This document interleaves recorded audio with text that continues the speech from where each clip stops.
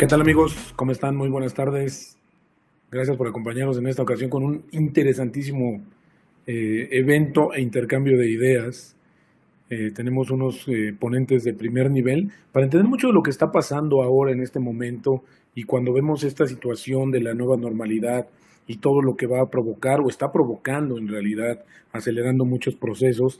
Bueno, pues tenemos en esta ocasión la fortuna de participar en este evento, en este intercambio, insisto, de ideas, lecciones de la revolución digital en la pandemia. ¿Las fintech llevan ventaja? Esa es la pregunta y otras interrogantes que vamos a tratar de dilucidar, de intercambiar puntos de vista, justamente con la presencia de pues destacados, insisto, ponentes. Tenemos en primer lugar a Cristina Cacho, ella es Chief Revenue Officer de Quesky. Bueno, Cristina, gracias por estar aquí. Muy buenas tardes. Buenas tardes. Tenemos también a Raúl Nava, que él es director en México de DAI. Raúl, gracias de verdad por estar por acá con nosotros. Un gusto, Roberto, muchas gracias. Y también tenemos la presencia, la participación de Yandir Matos, que él es CFO de Bedu y fundador de BS Asset Management. Yandir, gracias por estar aquí. Gracias, hola a todos. Buenas tardes. Yo soy Roberto Aguilar, director editorial de la revista Forbes México, y la verdad agradezco mucho la distinción de participar en este importante evento. Y bueno, pues sin más preámbulo, vamos a iniciar con una presentación, una presentación muy general acerca de esta cuestión que, como decía al principio, pues está haciendo muchos cambios. En realidad, la contingencia sanitaria que nadie esperaba, eso es importante comentarlo, pues ha generado una serie de cambios, ha acelerado muchas transformaciones que ya venían, también ha generado muchos otros cambios. El mundo no volverá a ser el mismo. Yo recurrentemente platico sobre esta situación de lo que sucedió hace muchos años, sobre el tema de los atentados en Nueva York. Esto cambió la forma de viajar y lo que tuvimos que hacer todos es adaptarnos justamente a esa nueva manera de volar. La hicimos propia y creo yo que habrá muchos procesos y muchas situaciones que a raíz de esta cuestión de la pandemia que va a determinar justamente el cierre cuando finalmente tengamos la vacuna. Hay 150 que están en proceso de pues experimentación, pues en ese momento va a haber un parteaguas y ahí vamos a ver cuáles son las cuestiones que vamos a tener que adoptar. Pero mientras tanto las empresas no pueden quedarse aisladas ni mucho menos detenidas, y justamente es cuando hablamos de esta revolución, de este cambio tecnológico. Veía yo hace no mucho, ayer justamente, esta situación de que no solamente implica a las grandes compañías. Hoy las que tienen más necesidad son las pequeñas y medianas empresas de todo el mundo de adoptar y adaptar nuevos cambios tecnológicos que les permitan justamente sobrellevar esta situación, esta transición pues tan interesante, tan importante que tenemos. Y bueno, pues vamos, si les parece, a escuchar también la opinión al respecto de manera muy general de Cristina, pues justamente para empezar a calentar esto y verán que se va a poner muy interesante en unos minutos más. Gracias de verdad por estar con nosotros, acompañándonos en esta tarde. Gracias, Roberto. Pues la verdad, un placer estar acá. Sin duda, como bien mencionas, pues la pandemia vino a cambiarnos. Lo que a mí se me hace súper curioso es pues, las empresas que ya estábamos digitales, fue algo mucho más sencillo, yo creo, desde mi punto de vista, adaptarnos a este cambio. Les cuento un poquito dónde vengo. Yo ahorita estoy parte de la compañía Quesky. En Quesky somos una empresa de tecnología financiera. Somos una plataforma digital que ofrecemos servicios financieros, ya sea a personas desatendidas por parte de la banca tradicional, o bien a quienes están buscando tener pues alguna compra por internet y no quieran utilizar por alguna razón su tarjeta de crédito, tarjeta de débito o servicios financieros. Nosotros también ofrecemos ese tipo de soluciones. Es una empresa que se fundó en 2012. Hemos llegado a más de 600,000 clientes únicos. Hemos prestado más de 20 millones de préstamos. La verdad es que increíble. Pues, a mi entender, esta es la empresa que más préstamos ha dado de forma 100% digital en toda Latinoamérica, los que hablamos español. Es una compañía que se basa en tecnología basada en Machine Learning, inteligencia artificial, donde evaluamos cientos de datos para poder otorgar un crédito, por ejemplo, ¿no? La verdad es que esto hace que estemos dentro de este mundo de tecnología y de datos, que es lo que más nos interesa a nosotros, estar todo el tiempo y constantemente aprendiendo. Nosotros queremos cerrar la brecha del acceso al crédito, así es como Quesky comenzó, y seguimos con esta. Queremos estar dentro de este mundo que está cerrando la brecha del acceso al crédito. 52% de nuestros clientes iniciaron su historial por primera vez.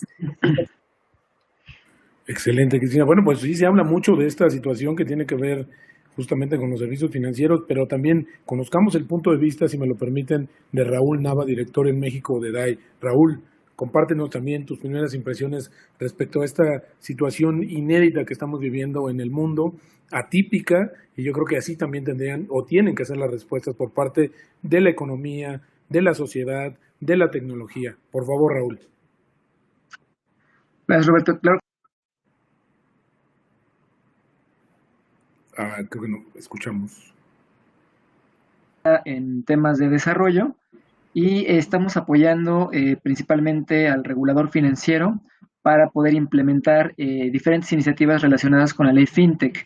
Es algo muy interesante porque, como sabemos, la ley FinTech se publicó en 2018, a principios, en marzo, y al día de hoy, pues básicamente, pues contamos ya con 2 años de que está en curso. Entonces, en este sentido, evidentemente, todo lo que es el sector FinTech, pues representa una gran área de oportunidades que hoy en día, a raíz de la pandemia, pues evidentemente esto retoma mayor importancia, pero precisamente en el papel y la colaboración que estamos haciendo desde DAI, pues precisamente la idea es apoyar diferentes iniciativas. Entonces, buscamos de manera principal temas que tengan que ver con compartir datos, ¿no? Que hoy, hablando en el sistema financiero, podemos comentar de un sistema de Open Finance, que es el modelo donde las entidades financieras tradicionales estarán compartiendo datos, ¿no?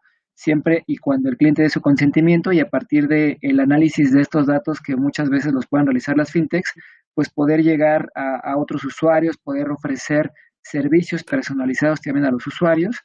Y también nosotros apoyamos temas de innovación financiera, es decir, a partir de estas nuevas tecnologías, cómo se pueden, digamos, proporcionar nuevos servicios financieros.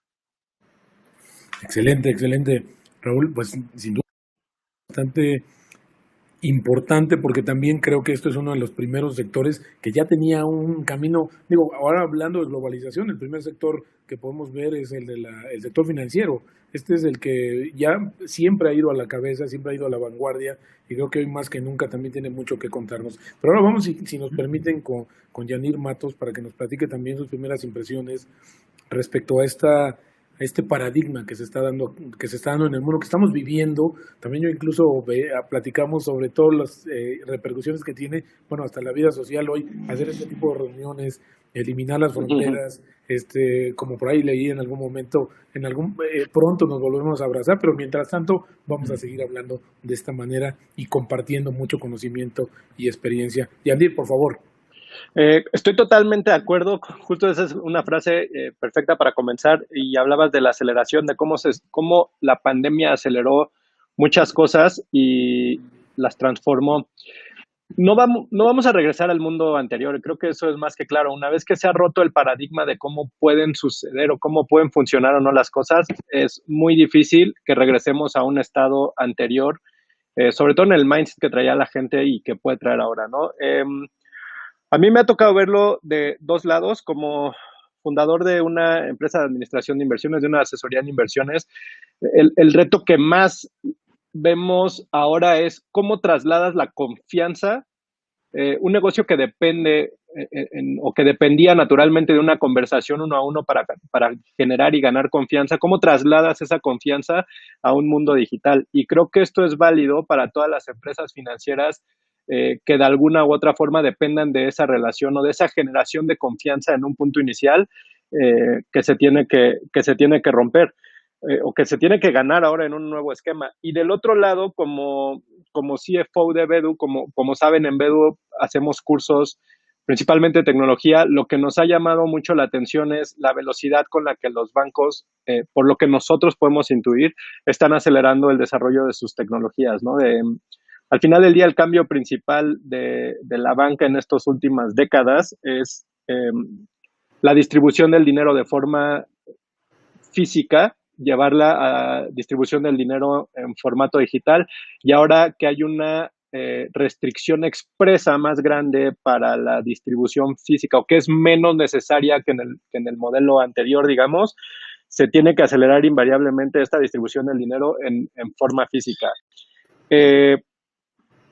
Repito, retomo mucho lo que comentabas, se ha acelerado esta transformación y desde mi punto de vista no vamos a regresar a un estado anterior en el que estábamos y tenemos que adaptarnos a esta nueva, no hablo de la nueva normalidad con las condiciones que nos pone la pandemia y esto, sino al nuevo paradigma que va a generarse en la cabeza de la gente. Una vez que se demuestra que esto que estamos viviendo puede funcionar, no hay forma de regresar a un paradigma anterior. Por supuesto, que coincido plenamente contigo. ¿Y por qué no me gustaría preguntarle directamente a Cristina?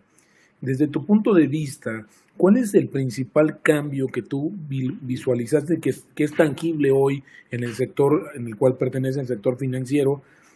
Porque creo que esto, lo que acaba de decir Yandir, es muy interesante, de esta confianza, cómo trasladarla. Hoy quizás ya el dinero físico, pues para muchos nos da seguridad, para otros ya no vamos a conocer, y eso podría ser una parte de acelerar esa transformación, ocupando o tomando en cuenta la coyuntura del coronavirus. Cristina, por favor.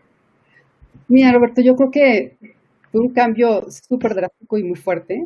O sea, hay como muchas cosas que desde físicamente, no solamente en Quesky, sino todas las empresas, nos vimos obligadas a trabajar desde casa. Simplemente ahorita no estamos teniendo esta conversación virtual. Claro. Que eso ha roto muchísimos paradigmas, ¿no? Desde el tengo que viajar físicamente a un lugar para estar, cómo voy a hacer caso a mi equipo, cómo voy a seguir, cómo voy a estar, cómo voy a dar. Esta parte de trabajar remoto para mí ha sido de los cambios más fuertes que he vivido. Yo en trabajos anteriores, pues sí, podías trabajar un día en casa, mediodía, de repente viajaba un chorro, entonces pues, trabajas de otros lados. Pero como que esta presencia física era súper necesaria y ahorita nos dimos cuenta que no. Además de que te ahorras bastante buen dinero, ¿no? En estos traslados y demás, puedes tener pláticas como la que estamos haciendo ahorita con personas que quién sabe y no hubiéramos podido coincidir en otro momento de nuestras vidas y ahorita lo estamos haciendo. Claro. Entonces eso para mí fue fundamental. Y tal vez la otra que me llama muchísimo la atención es segmentos que antes no hacían nada por internet. Y permíteme hablar de mi mamá, ¿no? O sea, personas que, pues desde que, ay, ¿qué es esto, no? ¿Cómo le hago? Y de repente, pues ves a segmentos pues, que no se consideraban como digitales, ahora están siendo digitales, ¿no? Entonces, eso también ha sido desde nuestra cancha y también seguro lo han visto muchas personas que ya piden el súper por internet, que están pidiendo ropa, que se están... Ese tipo de cosas, sin duda nos ha cambiado, ¿eh?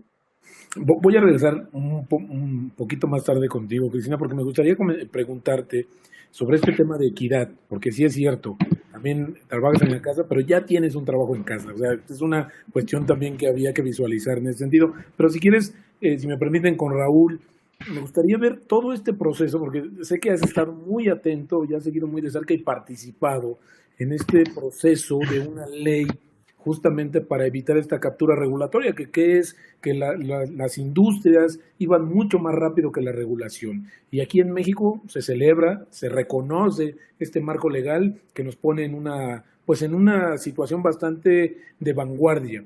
Me gustaría conocer, Raúl, tu opinión desde este punto de vista, si esta regulación va a tener que modificarse, si ya con lo que se avanzó estamos hoy lo suficientemente cubiertos para generar más inversión y más actividad de este tipo de empresas fintech de tecnología financiera en el mercado mexicano, que adolece, por cierto, de una muy baja penetración.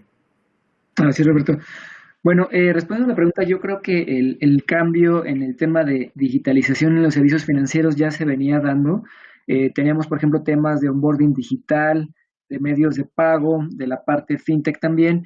Y en ese sentido, la regulación fintech principalmente va encaminada a modelar, digamos, ciertas actividades que realizan algunas empresas fintech. Esto quiere decir, por ejemplo, que en México se reconocen alrededor de 400 o un poco más de fintechs, de acuerdo a la consultora, ¿no? Que, digamos, realiza este tipo de estudios. Hay diferentes estudios, pero entre 400, 500. Y más o menos se estima que de ese total, alrededor del 25 al 30% de este total de empresas son las que están sujetas a la regulación. Entonces, en este sentido, yo separaría, digamos, por un lado, a las fintechs que como tal sí requieren de una licencia en particular, y básicamente hablo de dos figuras. por un lado, las que se conocen como instituciones de fondeo colectivo, ¿no? Okay. Captar recursos del público en general para poder, digamos, prestarlas y en función a ese rendimiento poder generar un beneficio, digamos, para toda esa comunidad que está participando en ese proyecto en particular, ¿no? Que están apoyando.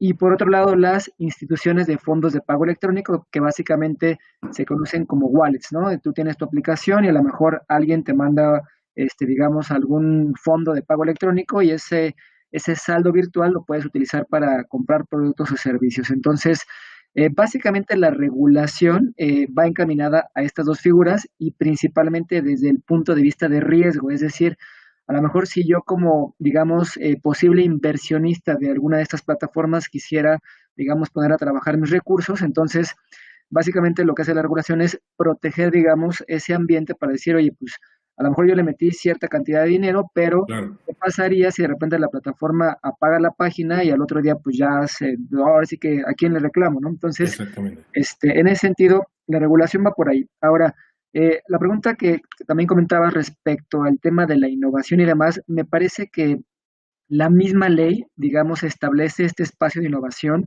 Hay una figura que se conoce como esquema de modelos novedosos y en este sentido, digamos, lo que delimita este esquema es que, por ejemplo, si hay alguna empresa, alguna fintech que quisiera proporcionar un servicio o una actividad y esta actividad requiera de licencia, y esta empresa lo está haciendo de alguna manera muy innovadora, entonces la misma regulación permite, digamos, el desarrollo de esta actividad, digamos, se proporciona una autorización temporal por parte de la autoridad y entonces se puede, digamos, desarrollar esta innovación.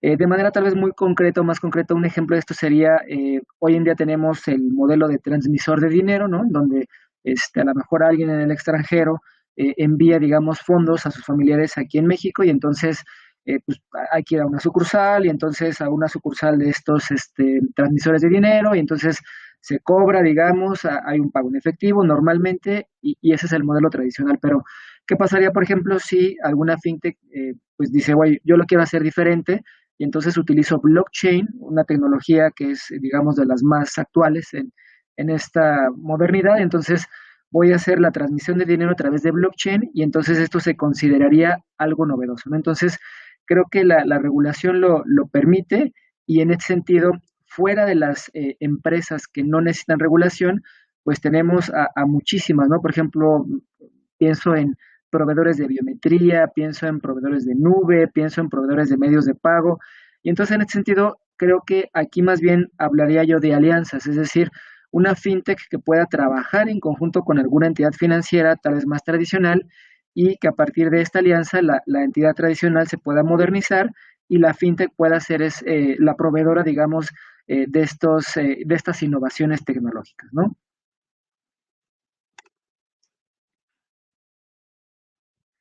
Creo que estás en mute, Roberto. Perdón, bueno, ahí están hablando también de la curva de aprendizaje. Oigan, pues, Yandir, preguntar el tema que comentabas acerca de esta confianza y hoy, un poco desde tu perspectiva de decisiones de inversión, hoy parece que se ha centrado mucho, se ha recargado mucho la apuesta de inversiones en empresas de tecnología. Es el futuro, sí, sin duda, pero pareciera que también estamos generando demasiadas expectativas sobre eso. ¿En realidad están fundamentadas desde tu punto de vista, Yandir? Sí, que está buenísima la pregunta. Hay, siempre hay en el tema de las inversiones variables de coyuntura y variables de largo plazo, digamos. Muchas veces o algunas de esas veces las variables de momento de coyuntura hacen parecer que hay un cambio de fondo mucho más radical o dicho de otra forma, se sobreestima el potencial del cambio por lo que esté sucediendo en ese momento. Ahorita yo creo, y de cara a mucho de este paradigma de qué está cambiando, la gente va a consumir mucho más tecnología de lo que consumía antes. Y ese es un paradigma que no va a regresar. Claro. Es difícil ahorita poder decir que una u otra empresa tecnológica son las que van a ganar. Evidentemente hay unas que llevan la delantera, hay unas que su modelo de negocio está optimizado en este preciso momento, Pero hay otras que, si bien el paradigma va a cambiar, hay otras empresas tecnológicas que su boost, digamos así, es momentáneo. Estas empresas tecnológicas, yo como inversionista lo que evalúo es qué tanto potencial tienen de mantener el mercado que están capturando en este momento. Y ese es justo donde no parece haber un consenso clave en las inversiones. Y de hecho, en Estados Unidos se propone más como un tipo burbuja lo que está sucediendo con la tecnología, que es como de, oye, la tecnología le va a ir bien, todos inviertan en tecnología, empieza a subir, todos inviertan en tecnología, sigue subiendo, inviertan en tecnología, hasta que llega un punto que se rompe. Hace un par de semanas, un mes, ya sucedió ese primer quiebre de lo que parecía ser esa burbuja. Totalmente. Lo que hay detrás es justo eso, ¿no? A ver, está cambiando el esquema de modelo de negocio, está cambiando el entorno, y eso... o dicho de otra forma, los modelos de negocio se ajustan mejor a estos entornos. ¿Cuáles de esas empresas tecnológicas van a sobrevivir este entorno? ¿Cuáles se van a beneficiar expresamente y cuáles es un tema momentáneo? No, me encantaría tener la respuesta porque eso nos daría una ventaja altísima, pero todavía es muy temprano para poderlo ver y la respuesta las vamos a encontrar cuando las cosas regresen, porque estamos diciendo que no van a regresar, pero regresen a esa nueva normalidad, ¿no? Si usuarios de Netflix que compraron ahorita van a dejar de comprar, si usuarios de Zoom, por ejemplo, compraron ahorita van a dejar de comprar, y lo mismo se va a extender a las tecnológicas y a las fintech, ¿no? Quienes abrieron su cuenta ahorita en una empresa tecnológica porque el modelo se los exigía, ¿van a regresar o no van a regresar? ¿Les va a gustar tanto el servicio de la fintech ahora que se van a quedar con ella o van a quedar insatisfechos, no por la tecnología en sí, sino por un tema personal y van a preferir regresar a un esquema más tradicional? Ahí es donde está la diferencia, ¿no? Claro, y toda esa demanda reprimida en algún momento va a tener que explotar y quizás eso también sea un partaguas en ese sentido. Oye, pero quiero preguntar, tenemos varias preguntas, la verdad, lo cual agradecemos, pero quiero regresar justamente con Cristina para preguntarle este tema que no deja de ser relevante, el tema de esta dualidad ahora de una carga mayor, diría yo, también para el capital humano femenino, para el trabajo. ¿Cómo lo visualizas? Y sobre todo, ¿cómo lo llevas? ¿Cómo lo convives, Cristina? Pues la verdad que sí ha sido, ¿sabes? Por un lado, pues evidentemente es un reto, ¿no? Y si ahorita llega mi hija, por favor, todos cool.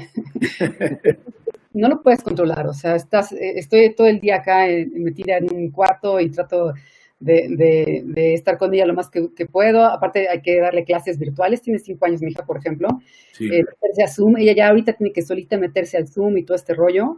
Pues la verdad, por un lado es como un poco retador y por otro lado es increíble. O sea, yo nunca pensé, yo trabajaba de sol a sol, pero no en mi casa, dejaba a mi hija tempranito y la recogía tardecito. Como que convives muchísimo, ¿no? Desayuno, comino y ceno con ella, eso está padrísimo. Participo muchísimo de la educación de mi hija ahorita. Por supuesto, la carga es mucha, pero disfruto tantísimo, de verdad. Yo estoy súper contenta, porque he logrado administrarme de una manera pues que me ha funcionado. Digo, además, mi esposo también, no es que se desentienda, o sea, él también, al principio también estuvimos trabajando aquí, era una locura, porque sobre todo el internet, eso fue.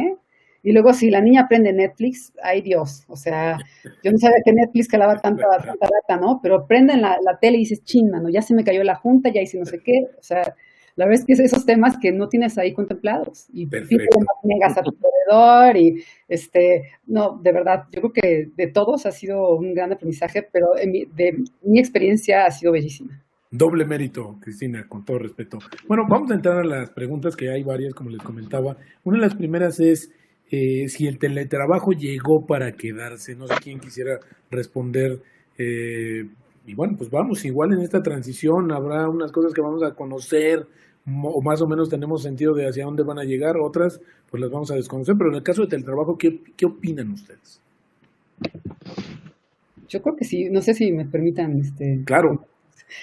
Sin duda, o sea, a ver, nosotros en Quesky no tenemos fecha de regreso, ¿eh? O sea, nos decidimos, de un día para otro agarramos las compus y cada quien a su casa hemos podido operar sin parar. La operación nunca se cayó, que esa parte increíble de ser 100% digitales. No así en otros trabajos donde hay sucursales y además que tienes que ver qué vas a hacer con la gente y con el flujo y demás.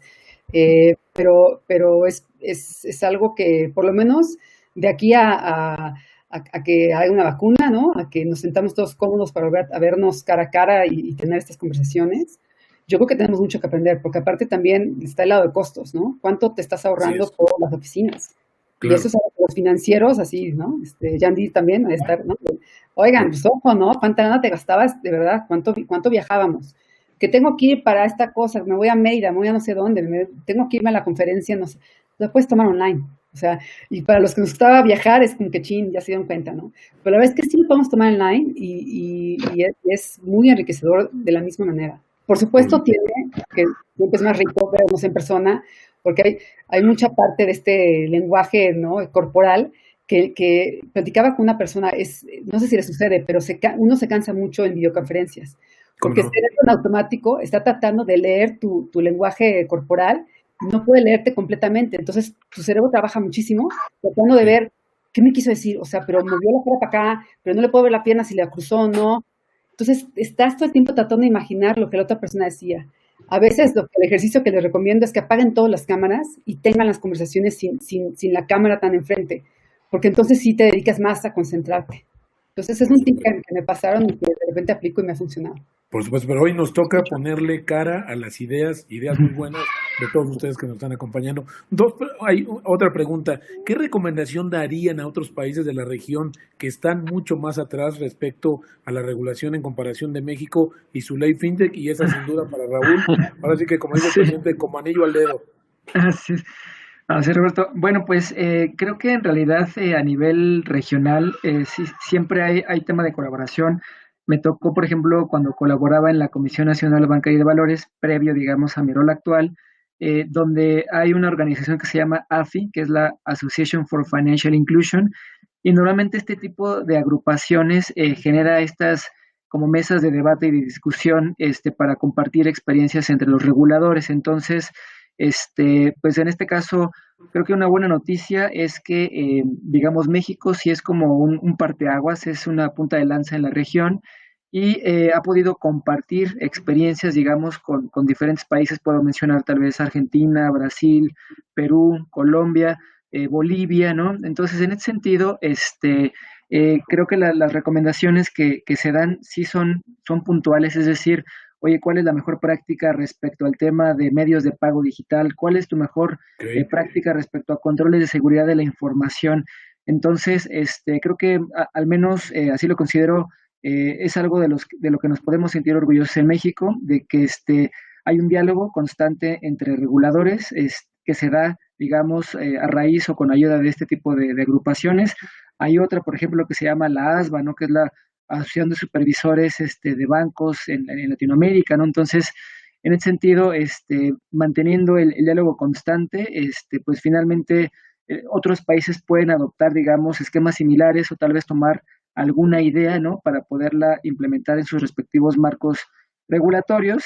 Y bueno, también complementando la pregunta, del otro lado, hablando en el caso de algunos países, también, digamos, se cruzan con temas políticos, no sé, de repente a lo mejor se enteraron, pero en Perú el parlamento se eliminó, ¿no? Creo que el presidente lo iban a meter a la cárcel, entonces todo el proyecto de ley FinTech se paró, ¿no? En Bolivia sucedió algo parecido, entonces, bueno, finalmente cada país puede contar su historia, pero en este sentido, fuera, digamos, tal vez de este tipo de situaciones externas, ¿no? A lo que puede ser, digamos, un desarrollo de un ecosistema fintech, en este sentido la comunicación siempre fluye entre los reguladores, ¿no?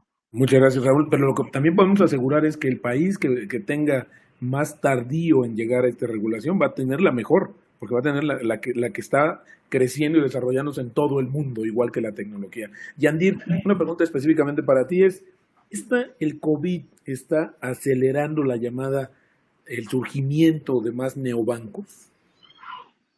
Yo creo sí, y creo que eso es algo bueno.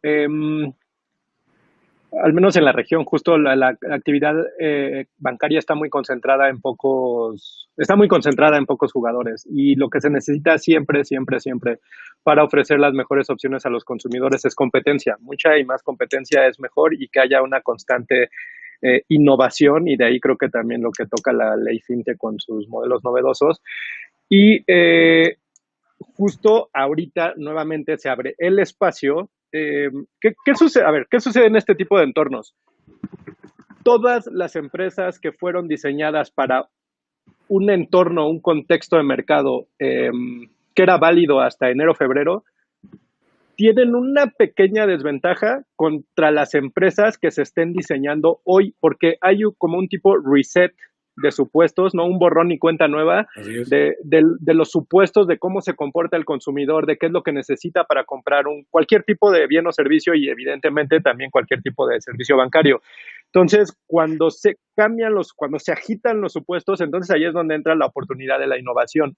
El COVID no sé si invitó a la creación de más neobancos, pero evidentemente sacude los supuestos y entonces quienes tengan la oportunidad de diseñar un modelo de negocios que considere este nuevo paradigma, evidentemente traerán una pequeña ventaja que no, a ver, puede haber muchas ventajas y desventajas, pero la creación de un modelo de negocios que esté optimizado para los supuestos de este nuevo paradigma lleva una ventaja sobre el paradigma anterior, ¿no? Y eso es válido para neobancos, es válido para cualquier esquema de fintech que no sea solo sobre la actividad bancaria, sino sobre préstamos, por ejemplo, de proveedores de pagos y todo.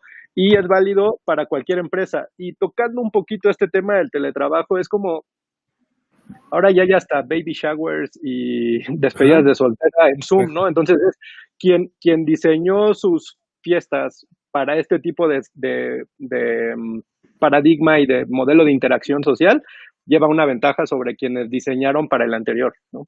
Por supuesto.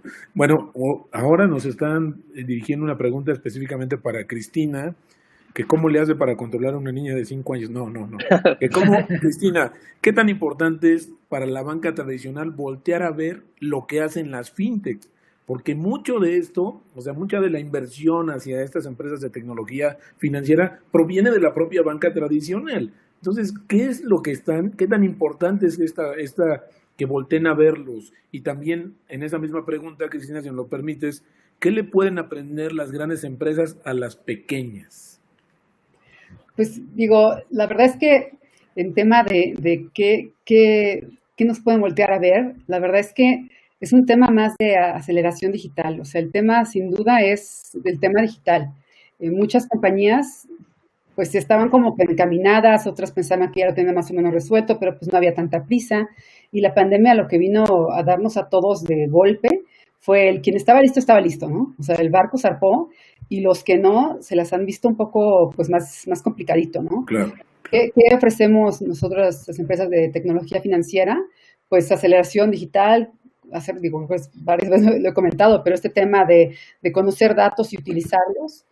Yo tuve la fortuna de trabajar en varios bancos, ¿no?, tradicionales, y hay temas como simplemente dónde están los datos y cómo utilizarlos, ¿no? En fintech lo que hacemos mucho es eso, sabemos perfectamente dónde están nuestros datos, cómo los utilizamos y en qué momento podemos sacar mejores soluciones para el público en general. O sea, la verdad es que no es que busquemos competir contra bancos, sino realmente lo que buscamos es dar mejores soluciones. Un poco esta idea de vamos a rompernos, vamos a hacer cosas diferentes, vamos a pensar en el usuario. No es lo que quiere la institución, sino es lo que quiere la gente. Y es un tema como muy romántico, tal vez, me permiten esas palabras, ¿no? Pero la verdad es que sí tiene mucho que ver con eso. ¿Qué es lo que la gente quiere? O sea, cuál es el trabajo que necesitamos nosotros resolver? ¿Qué es lo que la gente está haciendo todo el tiempo que nosotros tenemos que pensar por ellos? ¿Qué están pensando? ¿Qué quieren resolver? No solamente quieren sacar una tarjeta de crédito. Realmente lo que quieren es comprar X cosa para el niño, para el no sé quién, para la mamá. ¿Cómo le puedes resolver eso? No pensar luego en un producto financiero, sino pensar en la solución a algo que tú les quieres resolver. Claro. ¿Qué nos tienen que aprender o qué creo que podemos nosotros compartir y demás? Digo, hay muchas, ¿no? Empezando desde la parte de costos, la parte en qué vamos a invertir. Hay que ponerse de acuerdo bien en qué invertir y sobre todo tener objetivos, pero la compañía claros y todos viendo para el mismo lado, que es algo muy padre de trabajar en este tipo de compañías. O sea, tenemos objetivos súper claros y cada trimestre vamos y vamos por ellos. Y toda la compañía está alineada. No hay un tema de que, no, es que fulanito quiere tal y menganito tal. Los objetivos y las metas son las mismas. Y entonces la compañía va caminando en ese sentido. Muchas gracias. Sí. Muchas gracias, Cristina. Ahora vamos a una pregunta, quien la quiera tomar, por favor. Dice, ¿es viable para las empresas crecer a pesar del contexto económico tan adverso? ¿Cómo podrían hacerlo? Y bueno, yo me adelantaría un poco, pues justo con la tecnología y con toda esta innovación, pero me gustaría conocer también la voz de los expertos, cómo hacerle, cuál es la fórmula, qué han visualizado, ustedes participan, han participado, encabezan empresas muy importantes. ¿Cuál es la receta que hay que aplicar en estos momentos? Déjame adelanto un poco porque la respuesta contundente para mí es sí. ¿Es viable? Sí. Creo que la pregunta más interesante es bajo qué condiciones es viable crecer en este contexto. Y las condiciones externas ya no las delimitó el mercado, ¿no? Poca interacción social, mucho más competencia en los medios digitales y todo. Entonces, ¿qué condiciones internas debemos crear en nuestras empresas para aprovechar esas condiciones externas nuevas de mercado, buenas o malas, y entonces crear esquemas de crecimiento? Invariablemente, gran parte de esa respuesta vendrá en la adopción de tecnología y de proyectos tecnológicos. Claro. Y yo veo dos niveles ahí. Uno es, y creo que América Latina en general tiene que dar un paso de solo ser consumidor de tecnología a ser creador de tecnología. Ese sería el primer paso. Y crear soluciones, como bien decía Cristina, que estén enfocadas en el usuario de América Latina, ¿no? Que entiendan ese mindset de cómo funciona la persona, cómo consume aquí, qué es lo que quiere detrás, qué es lo que le duele, qué es lo que busca resolver en su vida y crear a partir de la tecnología esos esquemas que le puedan dar el crecimiento. En un segundo nivel está poder entender la tecnología. Ya hace rato hablaban de las pymes como las empresas que más tienen necesidad ahora. El primer paso es entenderla. Si yo quiero tener hoy un negocio sin entender, por ejemplo, mercadotecnia digital, va a ser mucho más difícil que yo llegue a mis clientes. Sí, y no hablo de hacerme experto en mercadotecnia digital, pero el simple hecho de que yo pueda entender cómo funciona crear la pauta en redes sociales, en buscadores, en Google y estas otras cosas de búsqueda, cómo llegar a mis clientes en un formato en el que no puedo hablar con ellos. Esas son las condiciones internas que deben crear las empresas para poder crecer, ¿no? Claro. Muchas gracias. No sé si Raúl tengas algo que agregar en ese sentido, porque la siguiente pregunta está muy relacionada también. ¿Qué aprendizaje podrían replicar otras empresas de otros sectores de lo que ha aprendido la industria fintech? Que eso también creo que la velocidad de la industria fintech, por definición clara, pues están corriendo a 1000 kilómetros por hora, mientras otras empresas tradicionales pues lo están haciendo a 100. Exactamente. No, y creo que también un poco retomando lo que decía Yandir, me parece que hoy en día, y lo he escuchado en diferentes foros, escenarios, es que se dice que hoy en día el negocio está en los datos y que los datos es como si fuera el oro negro, ¿no? El petróleo de antes. Y es que básicamente, si nosotros pensamos en otras verticales de negocio, ¿no? Y me viene a la mente ahora un modelo, ¿no? De supermercado, ¿no? Que por ahí acaba de lanzarse hace poco y precisamente en esta pandemia ha quintuplicado sus ventas, se llama Justo, y precisamente ellos están buscando eficiencias en la entrega de, digamos, de bienes de supermercado a través del análisis de los datos. Entonces, identificaron, por ejemplo, ellos que de repente los perecederos pues, se desperdician y se tiran, ¿no? Que de repente el cliente tiende a ser más repetitivo y compra con cierto patrón. Entonces, pues es un negocio de datos, ¿no? Por otro lado, escuché también el concepto de cocina oscura, ¿no? De las dark kitchens y básicamente, pues son lugares donde no hay una venta al público, pero en este caso son lugares cerrados que preparan comida para hacer, digamos, una entrega en donde el cliente está. Entonces, por un lado, tomo o retomo el concepto del análisis de datos. Por otro lado, creo que otra cosa que se puede replicar es estar donde el cliente está, o sea, estamos interactuando a través de redes sociales, a través de WhatsApp. Entonces, hoy en día tal vez es un poco o podría tal vez sonar de repente arcaico decir, pues voy al banco, a una sucursal a hacer un pago, ¿no? Pues es que mejor lo puedo hacer desde mi banca móvil, ¿no? Igualmente, o sea, si yo estoy en WhatsApp y a lo mejor estoy interactuando con alguien, pues a través de WhatsApp le podría mandar dinero, ¿no? Entonces, Claro, en ese sentido, creo que replicando estos puntos de éxito para otros sectores, pues es esa parte de entender dónde está el cliente, entender las necesidades del cliente y llevar, digamos, esta parte de concepto de digitalización de las empresas, que evidentemente el punto final es el servicio, pero antes del servicio, pues obviamente tenemos herramientas de productividad, ¿no? ¿Cómo podemos manejar la relación con los clientes a través de un sistema CRM, ¿no? De manera automatizada. claro. ¿Cómo podemos, digamos, también como negocio aceptar diferentes medios de pago, ¿no? Que está la parte del QR, está la parte del débito, están los contactless, ¿no? Entonces, evidentemente, yo creo que todo este tipo de nuevas tecnologías, pues será necesario o es recomendable que se puedan ir adoptando, ¿no? Por parte de otros sectores para poder, digamos, evolucionar, ¿no? Claro, claro.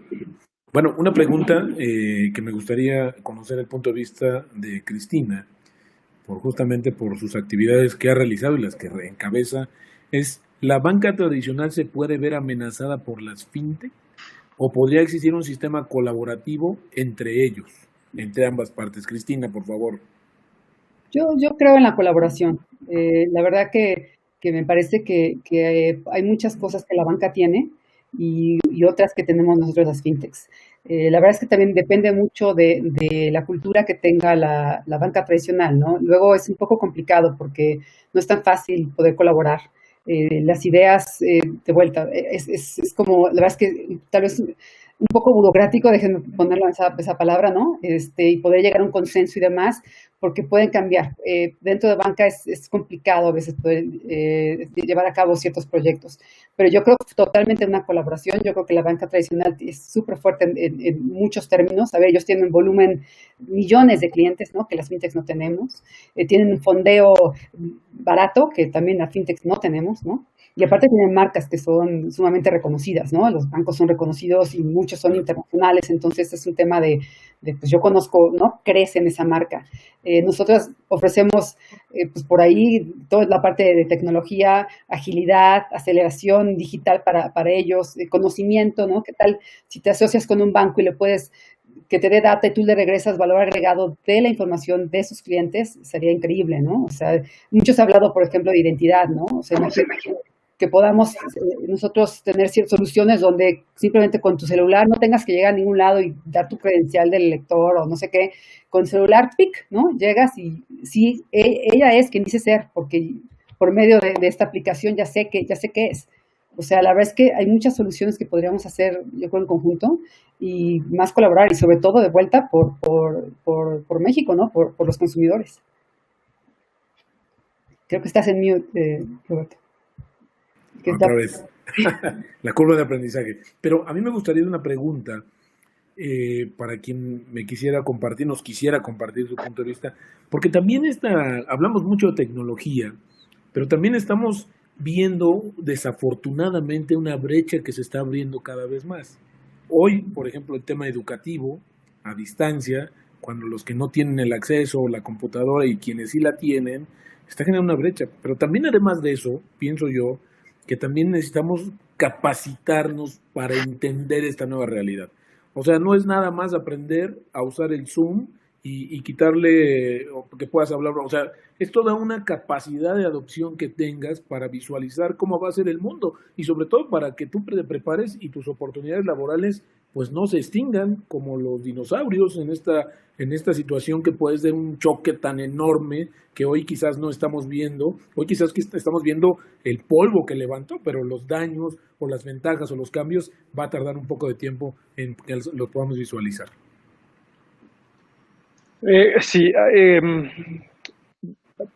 el tema educativo es súper complejo y yo creo lo primero que hay que entender es que los cambios necesarios en la educación ni siquiera parten solo de la distancia o de esto que estamos hablando, sino tenemos que irnos a cambios completos en la forma en la que una persona aprende, ¿no? Y pensemos que el sistema educativo en términos generales en el que estamos, en el que operamos o en el que aprendimos, la mayoría de nosotros tiene siglos enteros que se crearon esos esquemas, ¿no?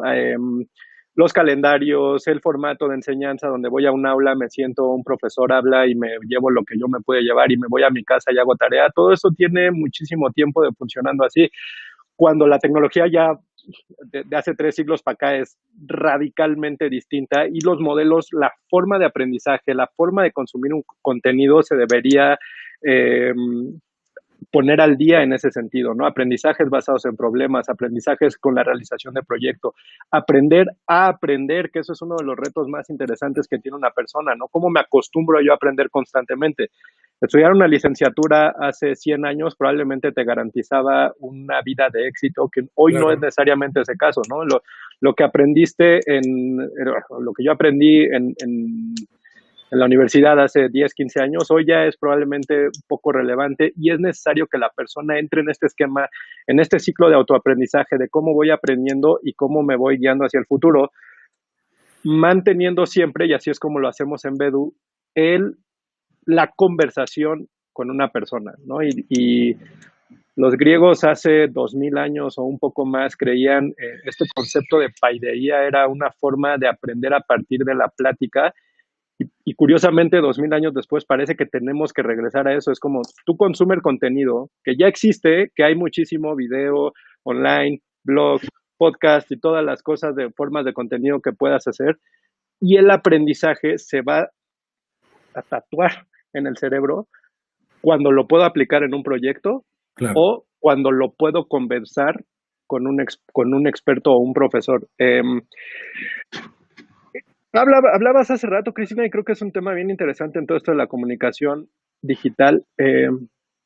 ¿Cómo hoy un buen profesor, o sea, el buen profesor que tuviste o que cada uno de nosotros tuvo en su tiempo, vino porque era capaz de anticiparse a nuestros retos como estudiantes y proponernos una solución?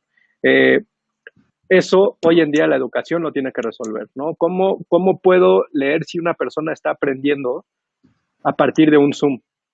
Y si tiene apagada la cámara, ¿cómo lo voy a hacer? ¿No? Entonces, a eso se añade todavía un reto más, que es, creemos que la tecnología o que esta era tecnológica es mejor, y sí lo es en muchos sentidos, a los límites que nos ponía el acceso geográfico. Pero ahora tenemos también un acceso digital, ¿no? Y están cambiando los grupos poblacionales que están perdiendo acceso en algunos casos, en otros están quedando igual, ¿no? Antes hablábamos de comunidades marginadas que, por ejemplo, para hacerle llegar dinero a una comunidad marginada, dinero físico, Cristina no me dejará mentir, es sumamente difícil hacer que billetes y monedas lleguen a una comunidad marginada, ¿no? Entonces ahora tenemos la tecnología. Ahora el reto es que todo el mundo tenga acceso a la tecnología para que entonces esté parejo el panorama. Y lo mismo va a suceder del lado de educación, ¿no?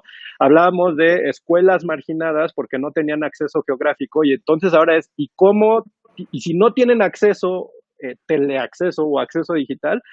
El reto sigue siendo el mismo. De fondo, y ahí lo que quiero recalcar es, para que la tecnología resuelva todos estos problemas que estamos hablando, tiene que garantizar acceso a la tecnología a todos. Claro, perfecto. Tenemos muchas preguntas, la verdad que gracias por el entusiasmo. Voy a tratar de juntar algunas para irnos más rápido porque tenemos también ya el tiempo encima. Pero, por ejemplo, ¿qué áreas de las fintech es necesario mantener propias, es decir, el desarrollo propio, y qué parte es saludable llevar con proveedores? Esto en referencia a los mecanismos que les permitan operar. No sé si alguien nos quiera dar, Raúl, una opinión sobre esta pregunta. Sí, yo creo que la respuesta sería, ¿cuál sería, digamos, la actividad core o la actividad principal de la fintech, ¿no? Y a partir de ahí podría yo definir un esquema de trabajo con terceros, ¿no?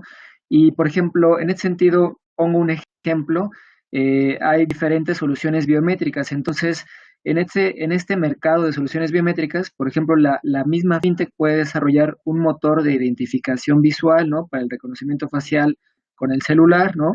O puede desarrollar algún otro tipo de motor, ¿no? De autenticación de firma, pero también podría ser que esta misma fintech, digamos, ocupe un producto el que desarrolló Microsoft en la nube, ¿no? Y entonces utiliza ese motor y entonces la fintech lo que haría sería tal vez complementar o agregar nuevas funcionalidades sobre ese producto. Entonces, la respuesta, digamos, tal vez pueda sonar un poco vaga, pero parte desde la reflexión de decir, bueno, ¿cuál es mi actividad principal o cómo agrego valor, digamos, hacia mis clientes, ¿no? Que pueden ser entidades financieras, pueden ser otras fintechs, pueden ser, digamos, otros sectores.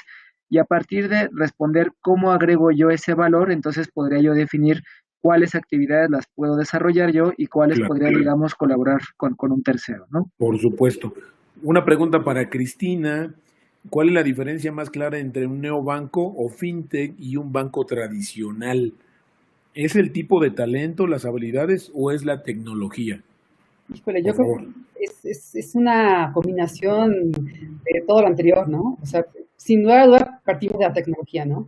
Esto de ser digital y nacer digital primero es una gran diferencia, ¿no? Muchos bancos tienen sistemas súper, digo, viejos, déjenme por esa palabra, si me lo permiten, donde a veces no se habla necesariamente del sistema de depósitos con el de créditos, entonces tienen que correr batch y demás, y es muy complicado el manejo de data y de información para transferirla de un lado a otro y saber quién es tu cliente realmente. Entonces, la tecnología, sin duda, es un dato fundamental. El tema que platicamos hace rato, ¿no? El usuario va primero. Pensar siempre en el usuario antes de la línea de negocio. ¿Dónde está la lana, no? ¿Dónde puedo ganar más dinero? No, pensemos en realmente qué quiere, qué es lo que está pidiendo el usuario, nuestros clientes. Utilizamos también el tema de tecnologías como Machine Learning, inteligencia artificial, para poder aprender mucho más rápido, ¿no? O sea, es tener la data, también lo ha dicho mucho Raúl, ¿no? Es tener solo la data, pero también saberlo utilizar y en qué momento lanzarla, ¿no? El sector de la población es otro clásico, ¿no? Las fintechs, por lo general, vamos a la parte que no es normalmente atendida por los bancos, subatendida o que no se está atendiendo de la manera que nosotros pensamos podría atenderse un poco mejor. Claro. Costos, cuidamos muchísimo los costos y fundamental la parte de cultura.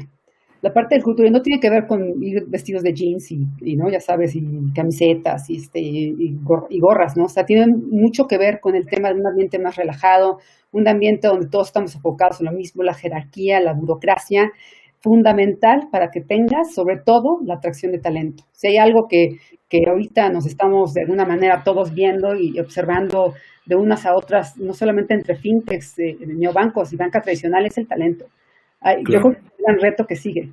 ¿Cómo traes talento y lo mantienes en tu compañía para seguir creando cosas nuevas? Porque eso sí va a estar buenísimo ahorita, que todo el mundo quiere ser digital. Exactamente. Una pregunta que Yandir nos puede responder. ¿Por qué la brecha con las fintech que se desarrollan en Asia? ¿No será que falta mayor apoyo o inversión de los gobiernos latinoamericanos o del sector privado? Creo que Raúl tendrá una opinión un poquito más sensata. De mi óptica, creo que es un conjunto de muchos factores. Y el primero detrás de todos es intención de distintos actores económicos de hacer un hub de desarrollo o de identificar que el desarrollo de esas soluciones en específico le va a traer mucho mayor bien a su sociedad. Y los esfuerzos que China tiene en tecnología, en banca, en análisis de datos, todo esto que estabas comentando, Raúl, vienen porque hubo una intención expresa de distintos actores, tanto iniciativa privada como gobiernos, y una alineación de visión que los llevó a poder desarrollar eso. Y yo creo en Latinoamérica lo primero que tendríamos que identificar es si existe esa intención de ponerse adelante o de usar eso como un bien común.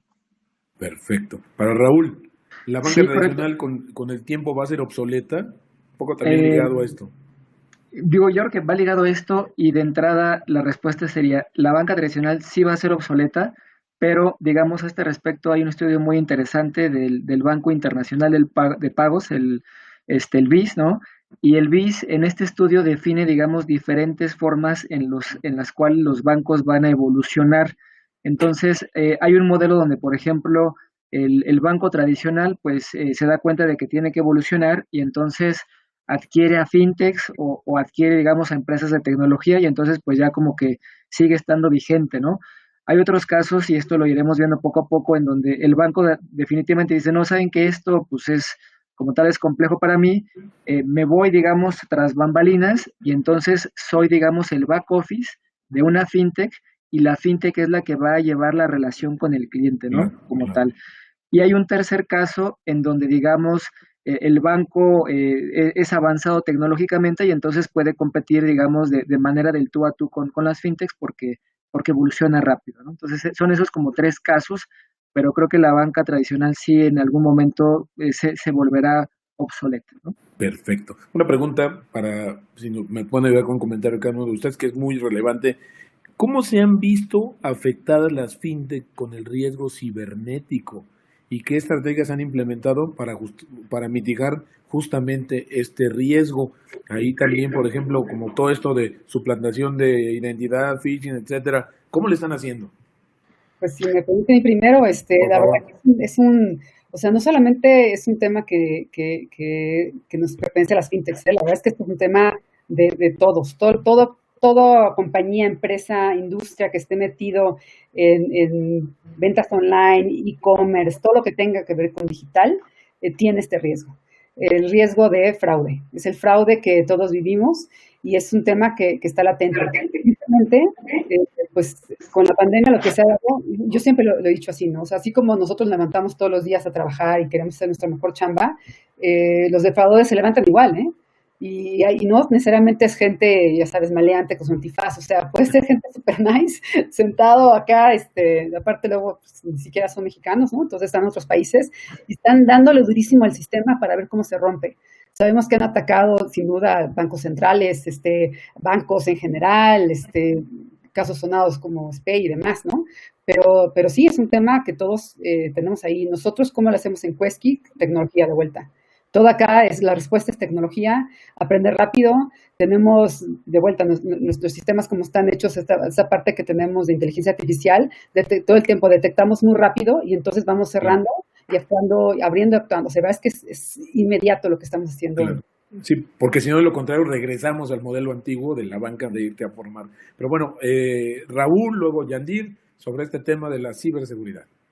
Pues sí, digo, hay una frase que dice, hay dos tipos de sistemas, los que ya fueron hackeados y los que aún no han sido hackeados. Entonces, esta máxima la dice un experto de seguridad de Estados Unidos y en ese sentido, creo que, como mencionaba Cristina, no es nada más un tema de fintech, sino en general de todo el sector financiero. El regulador ha tomado cartas en el asunto, digamos, buscando cómo reforzar y efectivamente un componente muy importante es la parte tecnológica, pero también se ha detectado que se requiere, digamos, permear toda una cultura de seguridad de la información al interior de la empresa o de la entidad. Entonces, hoy en día, al menos para lo que son fintechs y para lo que son bancos, puedo confirmar que el régimen de seguridad de la información es robusto. Evidentemente, si hablamos del sector bursátil y del sector popular como sociedades financieras populares o SOCAPs, próximamente se va a actualizar, no quiere decir que se haya olvidado el regulador de ellos, sino que próximamente se estará actualizando, pero principalmente se habla, por ejemplo, de una estrategia a nivel ejecutivo, es decir, hoy en día el director general de un banco es el responsable de todas las estrategias de seguridad de la información. Hoy en día el director general de una fintech regulada es el responsable de todas las estrategias. Entonces, se exige una figura que se conoce como CISO, ¿no? Que es el director en seguridad de la información, y entonces se piden pruebas de penetración, pruebas de vulnerabilidad, capacitación y entrenamiento a los colaboradores, ¿no? Se pide reportar cualquier evento de seguridad de la información al regulador para evitar que de manera sistémica, ¿no? Se pueda, digamos, esparcir. Mencionaba Cristina el caso del SPEI y eso fue parte de lo que sucedió. De repente un banco tuvo problemas y el hecho de no reportarlo, pues hizo que se infectaran otros bancos. Entonces, Así es. hoy en día, digamos, se contiene a través de este reporte a la autoridad y entonces se puede bloquear de manera más fácil. Se pide también, digamos, tal vez no hablamos de capacitación, sino de concientización a los usuarios, y entonces en este sentido recibimos de repente correos de entidades, fintechs, bancos, es decir, si ves un correo de esto, no lo abras. Nosotros Ajá. nunca te pedimos tus credenciales. Entonces, el tema de la seguridad hoy en día no nada más es a partir del controles tecnológicos, ¿no? Sino también de tener una cultura integral de seguridad de la información y a partir, digamos, de ese enfoque creo que evidentemente habrá áreas de oportunidad, pero creo que se tiene un buen avance, ¿no? Por supuesto, Yandir, por favor. No sé si recuerdan, hace unos años hubo un hackeo masivo en todo el mundo que se robaron información y Así el es. meme o el chiste que se generó alrededor era de la mayoría de las empresas fueron hackeadas, las tecnológicas dijeron como de nuestros sistemas están tan de vanguardia que no nos hackearon y los bancos dijeron nuestros sistemas están tan viejos que no nos preocupamos por el hackeo. Y ese era el chiste.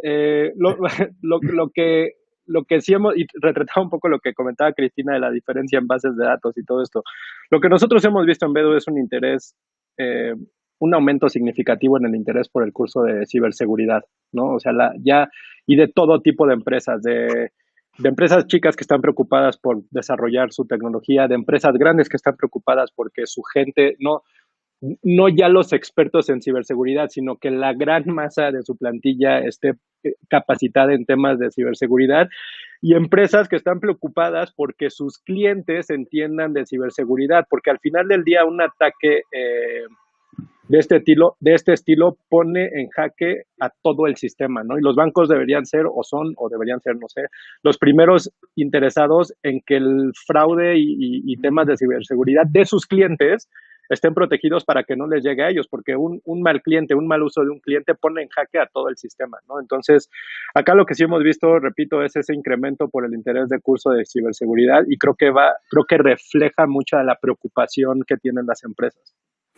Bueno, pues sin duda tenemos muchos comentarios, muchas preguntas. Desafortunadamente ya estamos en la recta final de este interesante encuentro. Lo que les quiero comentar es que al terminar van a encontrar un link sobre justamente un ebook que donde si quieren conocer más sobre el panorama del sector financiero y su impacto ante el COVID, pues está justamente posteando Bedu estos comentarios y para que usted lo descarguen y podemos también conocer un poco más de esta cuestión. Pero si les parece, vamos a cerrar con un comentario final. Cristina, si nos haces favor. Pues primero que nada agradecerles, la verdad me encantó participar, está padrísimo, yo creo que este es un tema que nos atañe a todos, el tema de cómo podemos darle buen servicio a todas las personas y cómo estamos ahorita cambiando nuestra forma de ser y de actuar, cómo podemos nosotros proveer mejores pues información. Muchas gracias. También el tema de ciberseguridad, sí, a todos nos deja nerviosos, me deja así como muy prendida, pero sí, cuídense mucho, nunca den su información, es así como ¿no? Cuando eras chiquito no le hablas a extraños, y así, o sea, de verdad, está en todos lados, es bien complicado a veces cuidarlo, tengan mucho cuidado con sus datos y con su información. De vuelta, muchas gracias por la invitación. No, al contrario, Cristina Cacho, Chief Regional Officer de Koski, y vamos ahora con Raúl Nava, si me lo permites, para cerrar también esta interesante participación del día de hoy. Pues igualmente agradecerte, Roberto, la invitación a este panel que está muy interesante y bueno, creo que evidentemente a raíz de este tema de la pandemia, pues obviamente han cambiado hábitos, ¿no? Y esos hábitos varios serán permanentes, ¿no? Hablábamos del tema del home office o del trabajo remoto, pero también yo creo que estamos en un punto muy interesante de poder, digamos, aprovechar esta crisis para generar muchas oportunidades, principalmente en la región. Leía hace poco una nota donde, por ejemplo, se decía que Latinoamérica se está viendo como el nuevo Silicon Valley, porque, por ejemplo, en Estados Unidos piensas, no sé, de repente en empresas que procesen nómina en la nube y hay como 5 o 6 soluciones y a lo mejor hasta 2 unicornios de ese sector. Claro. Ves empresas que digamos, propongan modelo de venta de coches en línea que sean usados y ves a 5 empresas, ¿no? Pero, por ejemplo, en Latinoamérica, si vemos a la región, entonces pensamos en empresas de procesamiento de nómina electrónica, a lo mejor hay una, ¿no? Entonces, yo creo que precisamente dentro de esta digitalización podemos ver, al menos en la región todavía, muchas oportunidades que falta por aprovechar. En este sentido, creo que estamos coincidiendo en esta realidad digamos, tan interesante. Por un lado, una crisis que evidentemente pues es sanitaria, es económica, pero por otro lado, cómo poder ver, digamos, desde otra óptica este escenario para poder aprovechar las oportunidades, ¿no? Perfecto, muchas gracias. Raúl Nava, director de México de DAI. Y ahora vamos a cerrar también con Yanir Matos. Por favor, Yanir. Gracias a todos, la verdad estuvo muy interesante y de mucho aprendizaje hasta para mí, digamos, me llevo muchísimo aprendizaje. A mí me gustaría cerrar tratando de contestar la pregunta que nos traía acá, ¿no? Si las fintech llevan ventajas sobre las instituciones de banca tradicional. Mi respuesta sería, no creo que las fintech, solo por ser fintech, lleven ventaja sobre instituciones tradicionales solo por ser tradicionales. Las empresas, sean fintech o tradicionales, que más rápido se adecúen, adopten esta tecnología, sean capaces de generar soluciones pensando en el cliente, para su cliente, soluciones tecnológicas, evidentemente, son las que van a estar mejor capacitadas para subsistir en un nuevo paradigma y nuevos supuestos de mercado. Si lo refraseamos así, probablemente las fintech naturalmente tengan esas ventajas, pero no por el hecho de ser fintech, no por tener mi letrero de hola, soy fintech, ya le gané a las instituciones tradicionales. Claro. Detrás lo que hay es capacitarnos. Aquí salieron en estos temas formas de trabajo, metodologías de trabajo, análisis de datos, programación. Desde un punto de vista de inversiones, nosotros hemos visto mucho que la capacidad de generar algoritmos que revisen inversiones de una persona que programa son mucho más avanzadas de una persona que no programa. Entonces, capacitarse, adelantarse a la competencia, crear soluciones tecnológicas y tener un mindset centrado en el usuario es lo que hará que una empresa, sea fintech o un banco, tenga mayores oportunidades de subsistir en este nuevo paradigma. Excelente, Yandir Matos, CFO de Bedu. Pues muchísimas gracias. Hemos llegado al final de este interesante intercambio de ideas. Les agradecemos mucho su presencia. Yo soy Roberto Aguilar, director editorial de la revista Forbes. Y bueno, pues la verdad es que los esperamos en la siguiente para compartir también más de estas situaciones que hoy se nos han convertido ya en un lenguaje, en un aprendizaje cotidiano, que más nos vale estar atentos de lo que viene, porque decíamos, hay muchas cosas que podemos predecir o anticipar, pero muchas otras, y lo que sí es un hecho es que el mundo no va a ser igual después de esta situación, de esta contingencia sanitaria ocasionada por el coronavirus. Muy buenas tardes a todos, muchísimas gracias. Gracias, hasta luego. Desarrolla nuevas habilidades en tu equipo de trabajo con Bedu.